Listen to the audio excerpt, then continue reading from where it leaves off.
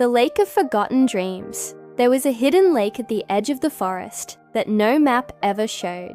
The villagers called it the Lake of Forgotten Dreams, for they said whenever someone gave up on a dream, it drifted across the night sky and landed on those quiet waters, sinking beneath the surface like a fallen star. Few believed the tale, but one evening the friends wandered deeper than ever before and stumbled upon the lake by accident. The water was unlike any they had ever seen. It glowed faintly with colours that shifted like the northern lights, and every ripple shimmered with fragments of shapes, wings, castles, adventures that faded before they could be recognised. They stood by the shore in silence until one of them bent down to touch the water. At once, an image rose up, a small boat with no one inside. It floated right to the bank as if waiting for them. Hesitant but curious, the friends stepped inside. The boat glided silently across the lake, carrying them toward the center where the glow was brightest. As they drifted, the water began to whisper, not in words, but in voices, snippets of laughter, songs, wishes long forgotten. One friend leaned closer and gasped, "These are dreams. The lake is full of them." At the very heart of the lake stood a small island, and on it a tree of silver bark, with leaves that sparkled like glass. At its roots lay a pool, and in the pool a single glowing pearl pulsed like a heartbeat. But before they could reach it, the water around the island rose, shaping itself into a figure made of shifting mist. Its eyes glowed faintly blue, and its voice echoed like distant thunder. "Why have you come to this place of forgetting?" The friends answered honestly, "We didn't mean to. The lake brought us here." The figure studied them for a long time. "Then perhaps it has chosen you. The pearl of dreams is fading. People abandon their hopes too easily now, and the lake is heavy with what they have forgotten. If the pearl dies, no one will dream again." The friends' hearts sank at the thought.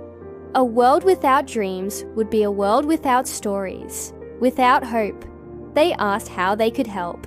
The guardian of the lake raised a hand, and images swirled in the air. A cavern hidden beneath the cliffs, a flame burning with black fire, and a shadow clutching stolen pieces of the pearl. "You must restore what has been taken. But beware, the shadow feeds on despair. It will show you what you fear most." The friends set out bravely. The boat carried them to a rocky shore, where the cliffs rose tall and sharp. They climbed through narrow passages until they reached the cavern shown in the vision.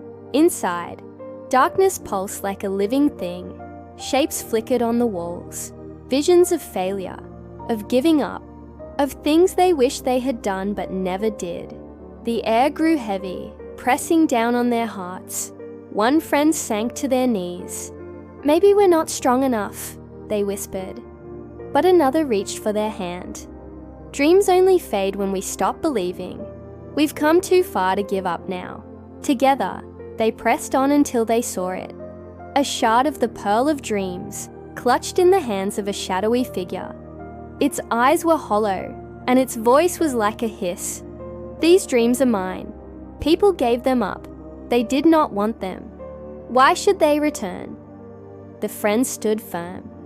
Because a dream is never truly lost. It only waits to be remembered. The shadow howled, growing larger, wrapping the cavern in darkness. But the friends closed their eyes and spoke aloud the dreams they still held. To travel far, to protect one another, to always keep hope alive. Their voices grew stronger, and the shard in the shadow's hands began to glow. With a final cry, the darkness shattered, leaving the shard shining in their grasp. They hurried back to the island in the lake and placed the shard beside the pearl at the roots of the silver tree. Light flared so brightly, it turned the whole lake into a mirror of the stars.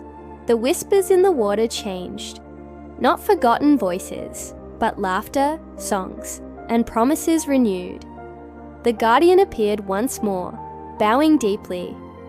You have restored the heart of dreaming. As long as you remember your own hopes, the world will never be without light."